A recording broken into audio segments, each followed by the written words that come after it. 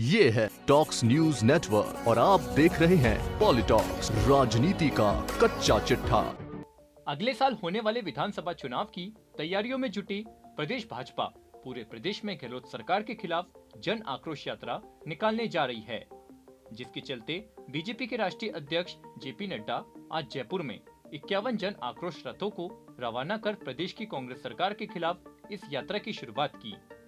इससे पहले गुरुवार दोपहर जेपी नड्डा जयपुर एयरपोर्ट पर पहुंचे, जहां पूर्व मुख्यमंत्री और भाजपा उपाध्यक्ष वसुंधरा राजे और प्रदेश अध्यक्ष सतीश पूनिया सहित अन्य नेताओं ने नड्डा का स्वागत किया।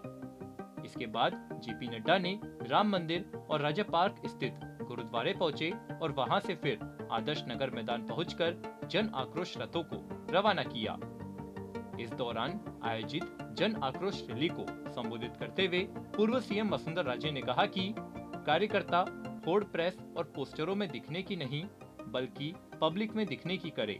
पीएम मोदी और हमारी पिछली भाजपा सरकार के जन हितैषी कामों को लोगों तक पहुंचाए। यदि हमें जीत के रिकॉर्ड तोड़ने हैं तो ज्यादा आत्मविश्वास में रहने के स्थान पर एकजुट, एक मुख और एक सुर होकर कड़ी मेहनत करें। फिर देखिए कैसी जीत होती है, न भूतो न भविष्यति।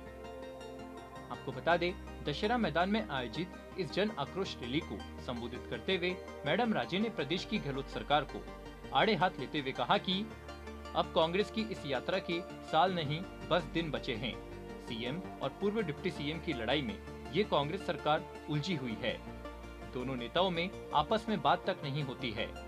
अफसर और मंत्री भी आपस में झगड़ रहे हैं। इन्हें जनता के आंसू पहुंचने से कोई मतलब नहीं है। हमारी बीजेपी सरकार की योजनाओं को रोकने और ध्वस्त करने का काम प्रदेश कांग्रेस सरकार ने किया है। मैडम वसुंधरा राजे यही नहीं रुकी, कांग्रेस सरकार पर निशाना साधते हुए आगे कहा कि 2003 में हमें अभूतपूर्व 120 सीटें मिली। इसके बाद कांग्रेस ने 2 बार सरकार तो बना ली, पर उसे कभी पूर्ण बहुमत नहीं मिला। हम 2013 में भी 163 सीटों पर जीते और पिछले चुनाव में हम सिर्फ आधा प्रतिशत यानी 1,45,000 मतों से ही पीछे रहे।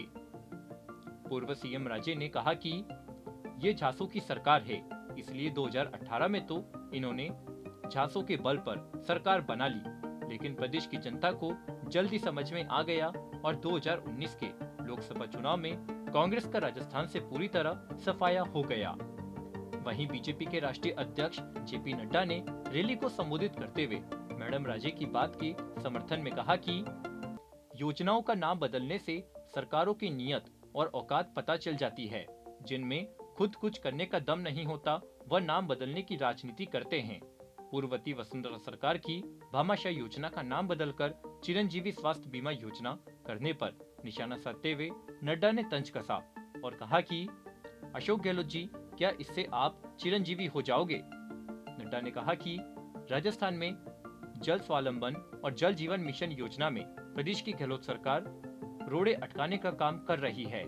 सरकार चाहती तो इस योजना का फायदा लेकर इसे प्रदेश भर में इम्प्लीमेंट कर सकती थी और लोगों को फायदा पहुंचा सकती थी। रैली को संबोधित करते हुए जेपी नड्डा ने आगे कहा कि राजस्थान अपराधों में नंबर 1 है, महिला अत्याचारों में नंबर 1 है, बलात्कार, पेट्रोल डीजल की महंगाई और बिजली की बढ़ती कीमतों में नंबर 1 है और भ्रष्टाचार में यह सरकार नंबर 1 है।